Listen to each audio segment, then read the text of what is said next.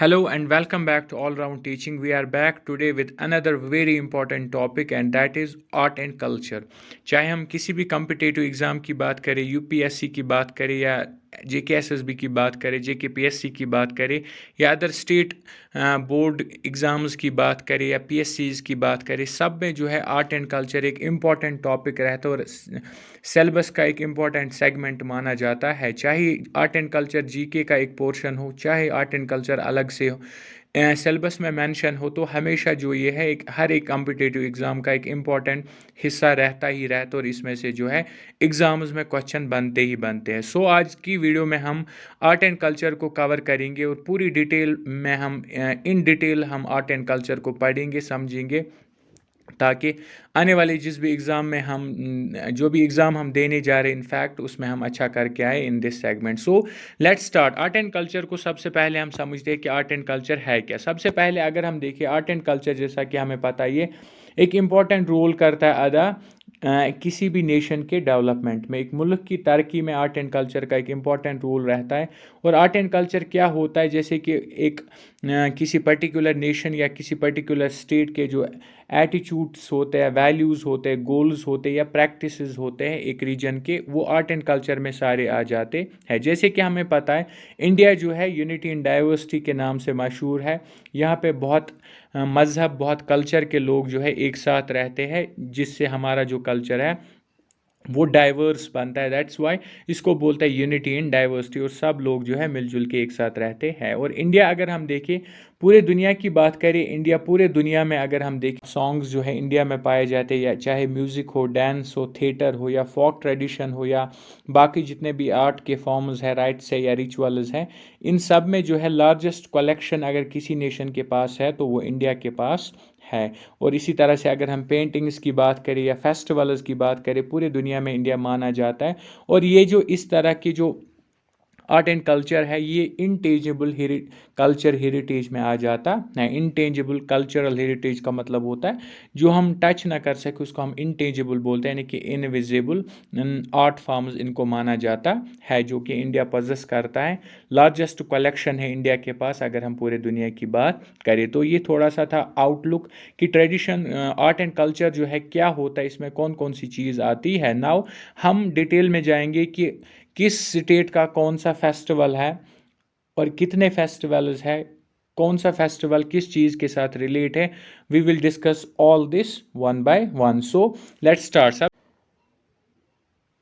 तो पहला जो स्टेट है वो है आंध्र प्रदेश, और आंध्र प्रदेश का जो मेन फेस्टिवल है उसको बोलते हैं ब्रह्मोत्सवम। ब्रह्मोत्सवम जो है आंध्र प्रदेश का एक मेन फेस्टिवल माना जाता है। और ये जो फेस्टिवल आंध्र प्रदेश का है ये सेलिब्रेट किया जाता है श्री वेंकटेश्वरा टेम्पल तिरुपति में। और ये जो फेस्टिवल है ये 9 डेज़ के लिए चलता है in the month of September and October. 9 days के लिए इस फेस्टिवल को मनाया जाता है सितंबर अक्टूबर में आंध्र प्रदेश में। तो ये एक मेन फेस्टिवल है आंध्र प्रदेश स्टेट का। इसके अलावा अगर हम देखें वहाँ के और कुछ फेस्टिवल्स हैं, जिसमें एक फेस्टिवल आता है जिसको हम बोलते हैं बिमशमा।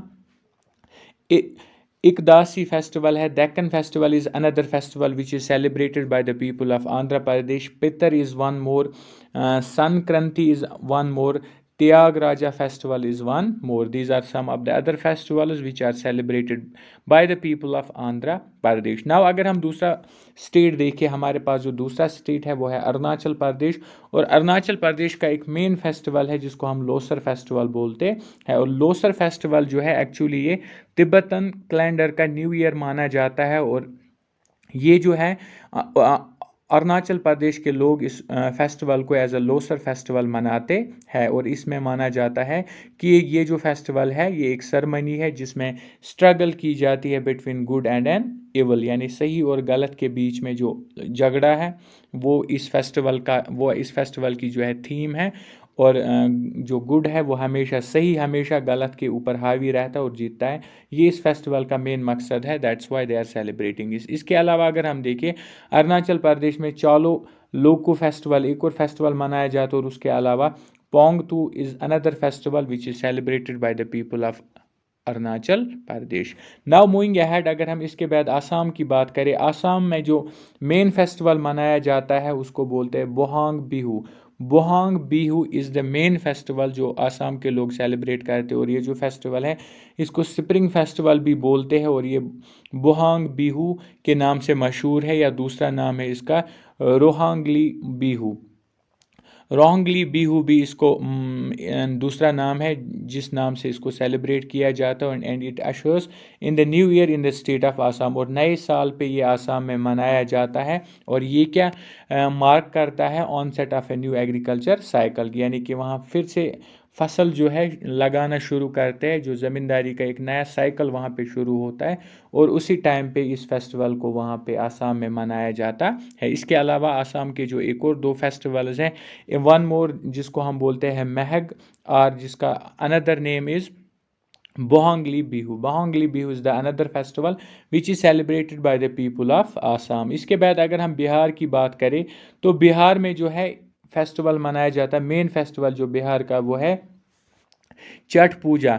छठ पूजा जो है इसको दाला पूजा भी बोलते हैं, और ये जो है डिवोटीज सेलिब्रेट करते हैं सन गॉड के, यानी कि सूरज का जो भगवान है उसके लिए ये वर्शिप की जाती है। ये फेस्टिवल मनाया जाता है ताकि उसकी इबादत की जाए, और ये जो है ट्रेडिशनली बिहार के लोग जो है इसको सेलिब्रेट करते आए हैं। नाउ अगर हम नेक्स्ट देखें छत्तीसगढ़ की बात करें तो छत्तीसगढ़ का जो मेन फेस्टिवल है वो है Bastar Dussehra. Bastar Dussehra is the main festival जो छत्तीसगढ़ के लोग मनाते हैं, और ये जो है longest Dussehra celebration in the world है। पूरे दुनिया में सबसे ज़्यादा टाइम तक दशहरा मनाने वाला जो फेस्टिवल है वो छत्तीसगढ़ में, जिसको बस्तर दशहरा बोलते हैं, और ये सेलिब्रेट किया जाता है बस्तर एंड स्पेन, यानी कि बस्तर एंड स्पेन में इसको सेलिब्रेट किया जाता है। लगभग 75 डेज तक इसको सेलिब्रेट किया जाता है, जो कि स्टार्ट होता है अगस्त में, और एंड जो है एंडिंग अक्टूबर में होता है इसका एंड। 75 डेज तक ये रहता है। दैट्स वाई जो बस्तर दशहरा है ये लॉन्गेस्ट दशहरा सेलिब्रेशन है पूरे दुनिया में,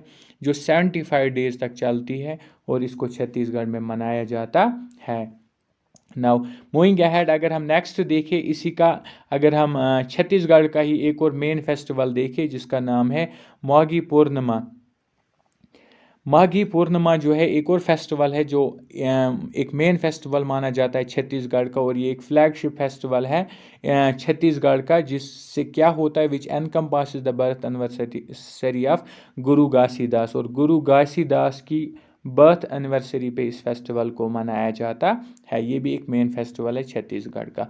अगर हम आगे देखें और गोवा की बात करें तो गोवा के कुछ main festival along with some other festivals की अगर हम बात करें, गोवा में सबसे जो पहला एक फेस्टिवल मनाया जाता है कार्निवल के नाम से। कार्निवल एक फेस्टिवल गोवा में मनाया जाता है जो कि 3 दिन तक चलता है, नॉन स्टॉप कंटिन्यूसली 3 दिन तक ये कार्निवल जो है गोवा में चलता है। और इस कार्निवल में डिफरेंट काइंड्स ऑफ चीज़ें होती है, जैसे कि फ़न होता है, सॉन्ग्स होते हैं, जैसे म्यूज़िक इन्वॉल्व होता है, और इसमें डांस इन्वॉल्व होता है, और इसी चीज़ को हम कार्निवल बोलते भी है। और ये जो है नॉन स्टॉप 3 डेज तक चलता है कार्निवल, गोवा का जो मेन फेस्टिवल है, और ये मनाया जाता है just before the 40 days of lent.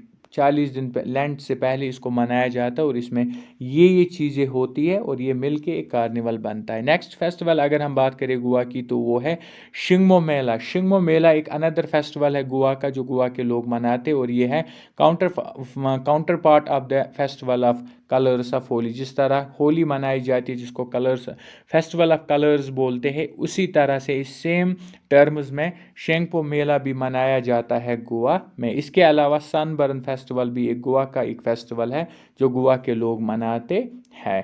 तो इसके बाद अगर हम बात करें गुजरात की, गुजरात का जो मेन फेस्टिवल है उसको बोलते हैं जमनास्ती। जमनास्ती जो है गोवा का एक मेन फेस्टिवल मनाया जाता है जो कि बर्थ एनिवर्सरी है लॉर्ड कृष्णा की, यानी लॉर्ड कृष्णा की बर्थ एनिवर्सरी पे ये एक फेस्टिवल मनाते हैं गुजरात के लोग, जिसको जन्माष्टमी बोलते हैं, और ये वहाँ का एक मेन फेस्टिवल माना जाता है।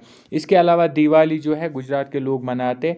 दिवाली को बोला जाता है फेस्टिवल ऑफ लाइट्स, और ये जो फेस्टिवल है ये मार्क करता है beginning of a new year, यानी नए साल की शुरुआत में दिवाली को मनाया जाता है। ये मार्क करता है beginning of a new year, festival of lights इसको बोलते हैं। गुजरात का एक मेन फेस्टिवल माना जाता है। इसी तरह से गुजरात के कुछ अदर फेस्टिवल है जिसमें नवरात्र आता है, कच्छ रैन उत्सव आता है। ये जो और दो फेस्टिवल्स हैं इन दोनों को जो है गुजरात में मनाया जाता है। इसके अलावा अगर हम देखें नेक्स्ट हिमाचल प्रदेश की बात करें, हिमाचल प्रदेश का जो मेन फेस्टिवल है वो है गोची फेस्टिवल। गोची फेस्टिवल हिमाचल प्रदेश का एक मेन फेस्टिवल माना जाता है। ये जो फेस्टिवल है ये फेस्टिवल है विलेजर्स का, यानी गांव वाले इस फेस्टिवल को सेलिब्रेट करते हैं, और ये होता है बर्थ ऑफ मेल चाइल्ड, यानी कि किसी भी गांव में, हिमाचल प्रदेश के किसी गांव में जब किसी घर में एक बच्चा पैदा होता है, मेल बच्चा पैदा होता है, तो उसके जो उसकी खुशी पे जो सेलिब्रेशन वहाँ पे की जाती है उसको गुच्ची फेस्टिवल बोलते हैं, और as a festival, as a त्यौहार वहाँ पे ये मनाया जाता है। और ये क्या है, इसके अलावा token marriages of child below the age of 6 are also performed, और इस पे क्या होता है, जो बिलो एज ऑफ 6 बच्चे होते हैं उनका एक टोकन मैरिज होता है, एक ऐसे रिवाज का, एक रिवाजन हम बोल सकते हैं, एक शादी होती है, तो उस इसी गुच्ची फेस्टिवल पे वो नेक्स्ट फेस्टिवल जो है जो मनाया जाता है गुजरात में वो है महाशिवरात्रि। महाशिवरात्रि एक और इम्पॉर्टेंट फेस्टिवल है गुजरात का, और ये week long international Mandi Shivratri fair और Samba Yatra are held near the temple of Bhutnath Lord Shiva every year. और ये जो महाशिवरात्रि है ये एक हफ्ते तक चलता है, और ये एक इंटरनेशनल मंडी शिवरात्रि फेयर वहाँ पे लगता है गुजरात में, और शोभा यात्रा, और ये हर साल एक वीक तक चलती है, और भूतनाथ टेम्पल में इस फेस्टिवल को सेलिब्रेट किया जाता है लॉर्ड शिवा को वर्शिप करने के लिए एवरी ईयर। इसके अलावा अगर हम गुजरात का एक और फेस्टिवल देखें जिसका नाम है Rakh Dumi. Rakh Dumi is another important festival of Gujarat. Now moving ahead, अगर हम इसके बाद बात करें हरियाणा की बात करें, तो हरियाणा में जो है मेन फेस्टिवल जो हरियाणा का है मनाया जाता है वो है गुगा नुआमी। गुगा नुआमी जो है हरियाणा का एक मेन फेस्टिवल मनाया जाता है, जिसमें क्या होता है, स्नेक वर्शिप की जाती है, यानी कि जो सांप है उसको वर्शिप किया जाता है वहाँ के लोगों के ज़रिए, और ये जो है it's observe in the month of August September. अगस्त सितंबर में इस फेस्टिवल को मनाया जाता है। इसके अलावा अगर हम हरियाणा के एक और दो इम्पॉर्टेंट फेस्टिवल्स देखिए, एक आता है Swaraj Kund Mela and the next one is Baisakhi. ये जो है दो इम्पॉर्टेंट फेस्टिवल है जो हरियाणा के लोग जो है मनाते हैं। इसके अलावा अगर हम now moving ahead Jammu and Kashmir की बात करें, तो जम्मू एंड कश्मीर के जो मेन फेस्टिवल्स है इसमें सबसे पहले आता है ईद उल फितर। ईद उल फितर जो है ये मार्क करता है end of A fasting month of Ramadan, यानी कि रोज़ों के महीने के बाद जो उन नेक्स्ट डे मंथ के बाद जो होती है वो ईद होती है, ईद उल फितर जम्मू एंड कश्मीर में एक मेन फेस्टिवल मनाया जाता है। इसके अलावा जो दूसरी ईद होती है जिसको ईद उल अजहा के नाम से जाना जाता है, जम्मू एंड कश्मीर में मनाई जाती है, ये ज़्यादा प्रोमिनेंट है कुर्बानी के लिए, कुर्बानी ईद भी इसको बोलते हैं, जिस दिन कुर्बानी करते हैं जम्मू एंड कश्मीर में, और उसी ईद को हम ईद उल अजहा बोलते हैं। जो लोग हैं वहाँ के वो जो है गोट्स को सेक्रीफाइस करते हैं, sheep and some even camels को भी सेक्रीफाइस करते हैं, जिसको कुर्बानी बोलते हैं। ये एक अनदर इम्पॉर्टेंट फेस्टिवल है विच is celebrated by the people of Jammu and Kashmir. इस तरह से इसके अलावा अगर हम देखें जम्मू एंड कश्मीर की बात करें, जम्मू एंड कश्मीर में एक और फेस्टिवल मनाया जाता है जिसको हम बहु मेला बोलते हैं। बहु मेला जो है एक बाई एनुअल फेस्टिवल है जो हर साल 2 बार मनाया जाता है, और काली टेम्पल बहु फोर्ट जम्मू में ये फेस्टिवल मनाया जाता है, और ये साल में 2 बार मनाया जाता है, एक बार मार्च और अप्रैल में, और दूसरी बार जो है सितंबर अक्टूबर में मनाया जाता है। इसके अलावा एक और फेस्टिवल जो है जो मनाया जाता है जम्मू एंड कश्मीर में वो है चारी चारी, यानी कि पिलग्रमेज टू अमरनाथ यात्रा। जब अमरनाथ यात्रा लगती है और लोग जो है वहाँ जाते हैं पिलग्रमेज के लिए, वर्शिप के लिए जाते हैं, ये भी एक फेस्टिवल माना जाता है जो जम्मू एंड कश्मीर में मनाया जाता है। इसके अलावा उर्स और हर नवामी, ये भी एक दो और फेस्टिवल है जम्मू एंड कश्मीर यूटी में मनाए जाते हैं।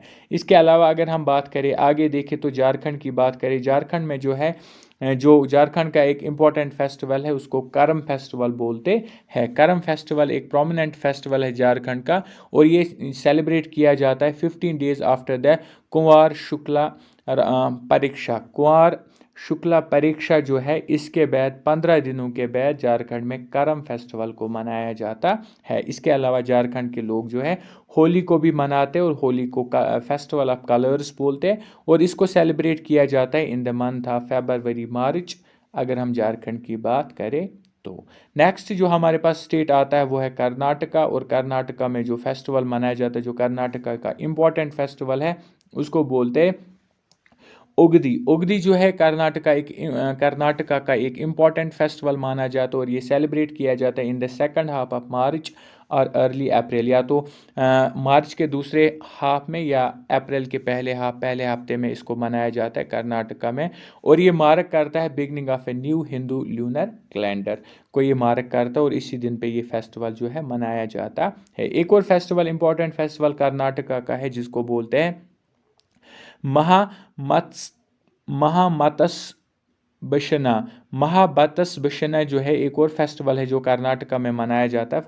Sorry for the miss pronunciation. ये जो है एक फेस्टिवल है वहाँ का, वो लोकल फेस्टिवल है, वहाँ की लैंग्वेज में इसको नाम भी बोलते हैं। और ये जो है वंस इन एवरी 12 ईयर्स में ये मनाया जाता है, यानी 12 सालों में इस फेस्टिवल को एक बार मनाया जाता है।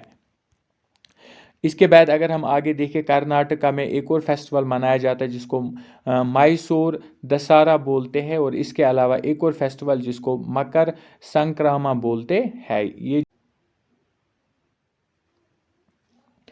केरला की बात करें तो केरला का जो सबसे इम्पोर्टेंट फेस्टिवल है वो ओनम है। ओनम एक बहुत ही इम्पोर्टेंट फेस्टिवल माना जाता है केरला में, और इस फेस्टिवल को जो है सेलिब्रेट किया जाता है टू वेलकम द किंग महाबली। और ये जो ओनम का फेस्टिवल है जिसको केरला में मनाया जाता है, और ये मनाया जाता है in the month of August and September, और ये 10 डेज़ के लिए रहता है। 10 दिन का फेस्टिवल होता है केरला में, और एक बहुत ही इंपॉर्टेंट फेस्टिवल केरला का माना जाता है, ओनम के नाम से इसको हम जानते हैं। इसके अलावा इस फेस्टिवल पे क्या होता है, वॉलम कली अगर हम देखें, इसके अलावा एनचेटिंग स्नैक बोट रेस होती है केरला में।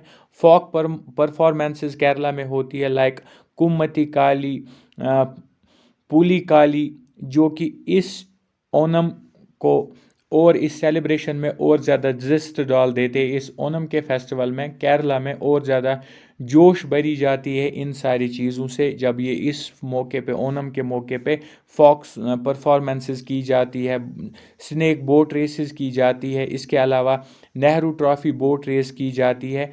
इसी ओनम के फेस्टिवल के में केरला में ये सारी चीज़ें की जाती हैं। इन सारे फेस्टिवल्स एंड ट्रॉफीज़ को मनाया जाता है, ऑर्गेनाइज किया जाता है, जिससे क्या होता है, ओनम का जो फेस्टिवल है वो और ज़्यादा रंगीन होता है, और ज़्यादा जॉयफुल और एन्जॉयफुल हो जाता है पूरे केरला के लोगों के लिए। So these were the some important festivals of Kerala, और इनमें से जो सबसे खास है जो ओनम के नाम से मशहूर है केरला में, और केरला के लोग इसको मनाते हैं। सो इसके बाद जो रेस्ट ऑफ द स्टेट्स है उनके जो फेस्टिवल्स है और जो बाकी जो फॉर्म्स ऑफ आर्ट है, बाकी जो कल्चर की चीज़ें हैं, उनको हम आने वाली क्लास में कंटिन्यू करेंगे, और hopefully in the next class we will complete this art and culture topic completely only in 2 videos. So do subscribe all round teaching. अगर अभी तक सब्सक्राइब नहीं की है तो इसको सब्सक्राइब करके रखिए, ताकि आपको आने वाली हर एक लेटेस्ट अपडेट मिलती रहे और हर एक आने वाला वीडियो आप सबसे पहले देख पाए। So this was all for today. Thank you, thanks a lot.